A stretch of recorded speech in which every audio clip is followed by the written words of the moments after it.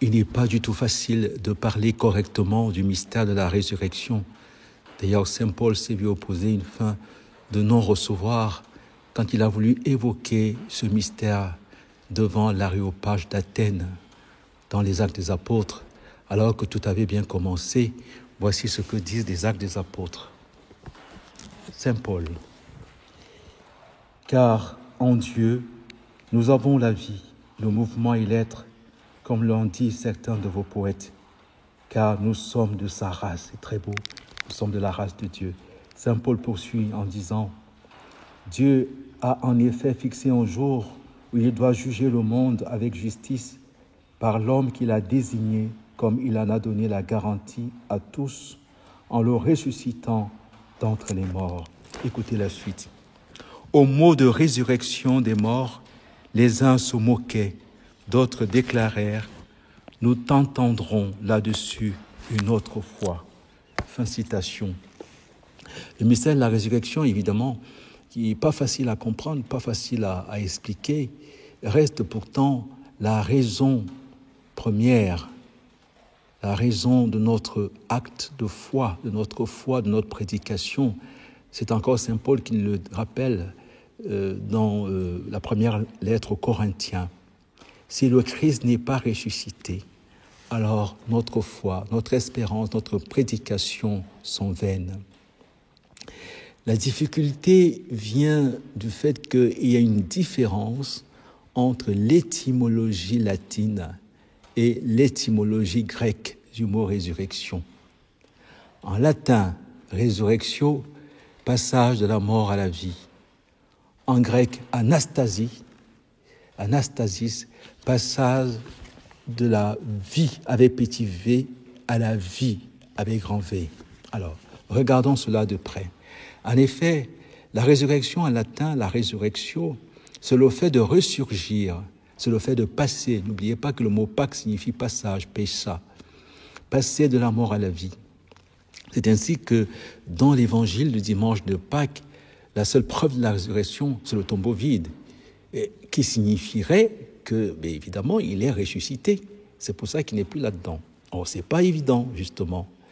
Ce passage de la mort à la vie n'exprime pas adéquatement le mystère.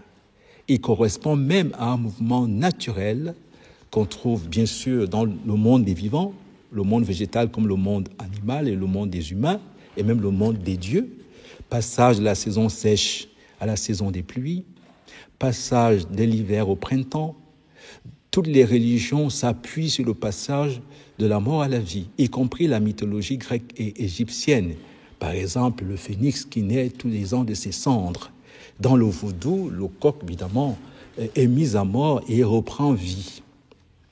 Donc, passer de la mort à la vie, c'est-à-dire la victoire sur la mort, privilégier cette acception de la résurrection qui s'appuie sur l'étymologie grecque, privilégier la cause efficiente. La résurrection, c'est le pouvoir sur la mort. Comme d'ailleurs saint Paul nous le rappelle, « Mort, où est-elle ta victoire? Sur toi, le Christ a triomphé. » Alors, la cause efficiente nous rappelle toujours la conséquence et non la raison de convenance. Alors, la cause efficiente ici privilégie donc le raisonnement sur le jugement. Nous savons que l'intelligence a trois fonctions, l'appréhension, le raisonnement et le sommet, c'est le jugement.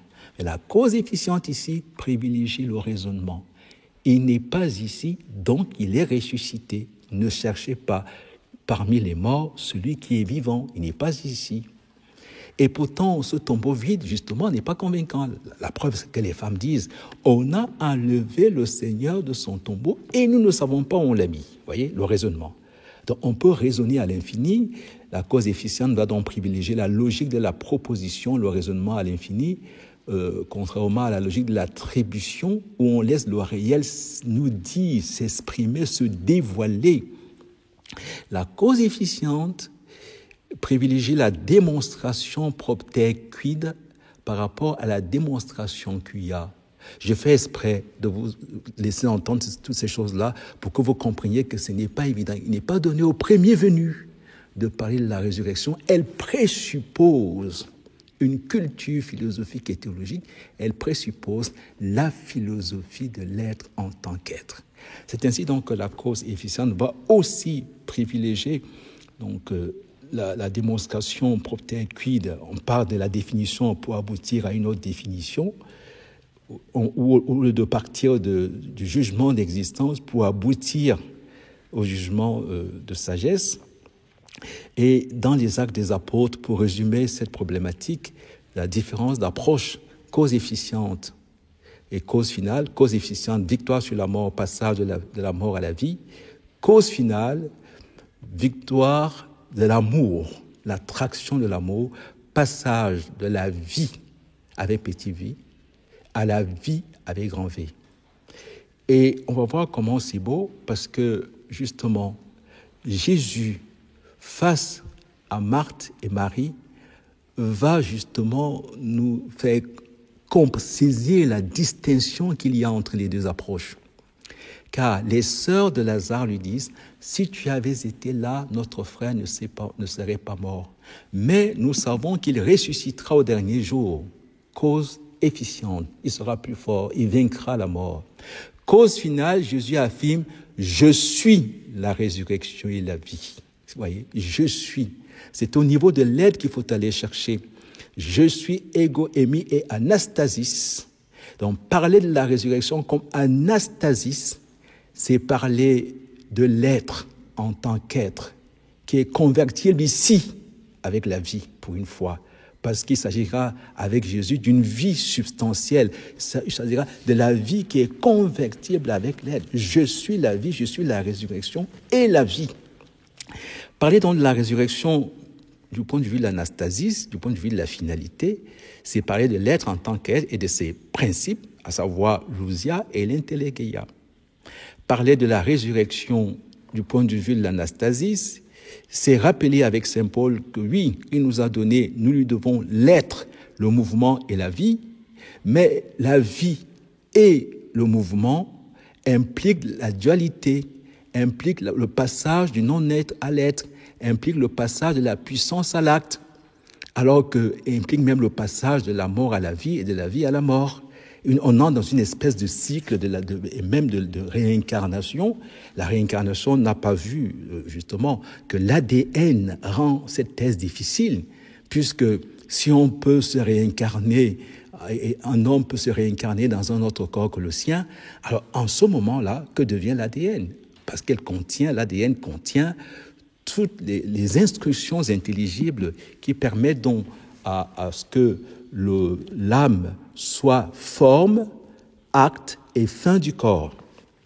Donc, parler de la résurrection du point de vue de l'anastasis, c'est tout simplement proclamer avec saint Paul le primat de l'être sur le mouvement et la vie. En lui, nous avons l'être, le mouvement et la vie. L'être est beaucoup plus radical. L'être est au-delà de tout mouvement et au-delà de la vie. Nous sommes des êtres et nous sommes des êtres vivants.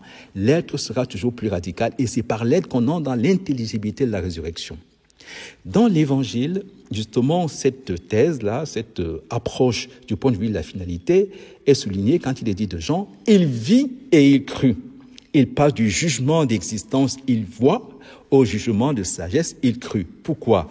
Parce que son intelligence, affinée par la maîtrise des principes de l'être, comprend tout à fait que la résurrection, c'est ressusciter, c'est non plus seulement ressurgir, mais subsister dans l'être. Je suis la résurrection et la vie. Parler de résurrection du point de vue de l'anastasis, c'est affirmer avec saint Thomas d'Aquin, avec Sène et Averroès, que ce qui tombe en premier lieu dans l'intelligence, c'est l'être. Ce n'est pas l'histoire. Vous comprenez? Ce ne sont pas les phénomènes. Ce n'est pas Constantin, parce qu'on entend beaucoup de choses, on lit beaucoup de choses qui sont totalement fausses parce que ce sont des erreurs philosophiques, comme le mythe de la réincarnation, qui s'appuie sur le fait que l'âme et le corps ne sont pas unis substantiellement, mais accidentellement, ce qui ne tient pas la route. Nous sommes un tant que nous vivons, âme et corps. Parler de la résurrection du point de vue de l'anastasie, c'est parler d'une vie substantielle, la vie même de Dieu. Et c'est ce que Dieu a voulu révélé quand il a dit à Moïse, « Je suis qui je suis » pour se présenter. Dieu est l'être premier, et parce qu'il est l'être premier, l'être qui subsiste par lui-même, sa vie et son être sont convertibles. Sa vie est donc substantielle, elle est au-delà du mouvement, elle est au-delà de la vie, et de la vie surtout liée à la matière. Et du coup, Jésus peut dire, celui qui croit en moi, même s'il meurt, vivra, et celui qui vit ne mourra jamais. Pourquoi? Ça se situe au niveau de l'être. L'être est et ne supporte que deux causes, la cause formelle et la cause finale. Pour nous introduire à la contemplation de la résurrection, selon le point de vue de l'anastasis, le point de vue de la résurrection, on l'a vu, du cycle, de la dialectique, vous voyez, ça n'exprime pas totalement le mystère, ça nous donne le résultat. Oui, il y a eu passage de la mort à la vie, de la vie à la mort, et ainsi de suite. On peut entrer dans le cycle, mais pour entrer dans la résurrection du point de vue de l'anastasie, du point de vue de l'être, Saint Jean nous révèle donc une semaine sainte, qui est la semaine sainte correspond dans l'évangile de Jean à la troisième semaine. La première semaine est celle du début de l'évangile qui culmine dans les noces de Cana, le troisième jour, c'est-à-dire quand on compte très bien, c'est le 7e jour. Et puis on en a une deuxième semaine qui ne se compte plus en jours, mais qui se compte en 7 grandes affirmations qui sont les modalités de l'être qui subsiste en lui-même. Je suis la porte, je suis la lumière du monde, je suis le pain de vie, je suis le Fils de Dieu, je suis la résurrection et la vie. Et voilà, il va affirmer 7 fois je suis. La deuxième semaine, celle des grandes affirmations des modalités de l'être qui subsiste en lui-même. Et puis, troisième semaine qui commence justement avec le lundi saint que nous avons lu depuis le lundi saint, qui commence avec le 6 jours avant la Pâque. Que s'est-il passé? Alors écoutez, parce que c'est là qu'on entre dans la contemplation du mystère, dans la mystique de la résurrection. Que se passe-t-il? Marie, parce qu'on va voir que dans cette semaine sainte, nous aurons une femme et un homme qui vont nous introduire dans la contemplation de la résurrection, dans la mystique de la résurrection. La femme, c'est Marie. Marie de Béthanie, que fait-elle? Elle prend un vase avec un parfum de grand prix, de très grande valeur. Elle brise le parfum, elle le répand sur les pieds de Jésus, elle essuie de ses cheveux. La maison fut remplie de parfum. Cette femme nous dit que la résurrection, c'est le Père qui prend son Fils bien-aimé, son unique trésor. Il va le répandre pour nous. Dieu a tant aimé le monde qu'il a donné son Fils unique. Et tous ceux qui le reçoivent deviennent un membre. Si un membre est à l'honneur, tous les membres sont à l'honneur, répandent ce parfum dans le monde entier. La résurrection est donc ce don inouï, ineffable, que le Père va faire de façon gratuite de celui qui est la vie même en personne. Je suis le chemin, la vérité, la vie. Je suis la vie convertible avec l'aide qui nous est donnée à travers le Christ. Et le deuxième geste, la deuxième porte d'entrée dans la contemplation, dans la mystique de la résurrection comme anastasis, jeudi saint, l'homme, Jésus, se met à genoux devant l'homme pour lui laver les pieds. Oui, on va dire un signe d'humilité, un signe de service, très bien, on est d'accord, mais du point de vue mystique. Jésus vient comme rendre un culte à la divinité de l'homme. Il vient comme pour permettre à l'humain, c'est pour ça qu'il fait ce geste-là, pour que l'humain devienne capable d'engendrer le divin. Et c'est bien cela que l'homme et la femme vont faire. Ils vont devenir la résurrection de Dieu. L'homme et la femme sont appelés à devenir la résurrection de Dieu.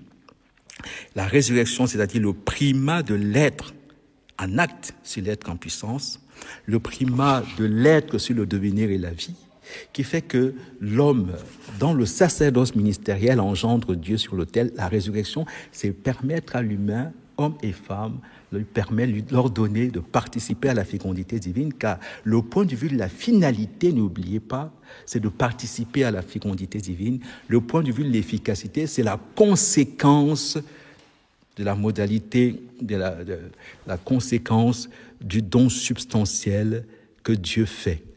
Donc, d'un côté, la cause efficiente, la conséquence, le passage de la mort à la vie. De l'autre côté, la cause finale, la participation à la vie divine, la participation à la fécondité divine, qui font de l'homme et de la femme des lieux de fécondité où ils peuvent engendrer le divin, la femme dans le sacerdoce royal, Marie, Mère de Dieu, et l'homme dans le sacerdoce ministériel, le prêtre à l'autel. Ce grand mystère nous rappelle donc que ce qui est beau avec Dieu, c'est que ce qu'il veut faire pour nous, il nous permet de le faire. Dans le mythe de la caverne, pour ne pas dire la légende de la caverne, nous voyons que la lumière vient de l'extérieur. L'homme doit sortir de la caverne pour aller vers la lumière. Mais avec la résurrection, on dit que la lumière jaillit du tombeau. Cette résurrection, c'est le fait que l'humain devient capable d'engendrer le divin. La terre a donné son fruit, nous dit le psaume. Marie, le fruit de tes entrailles, est béni. Comment se fait-il que la mère de mon Seigneur vienne jusqu'à moi? La résurrection nous fait entrer de manière définitive dans le sacerdoce royal des fidèles, dans le sacerdoce royal, dans la maternité divine. Mystère de la résurrection, mystère de la maternité divine. Dieu se donne tellement à l'humain, l'humain est fécondé par le divin et devient capable d'engendrer le divin. Amen.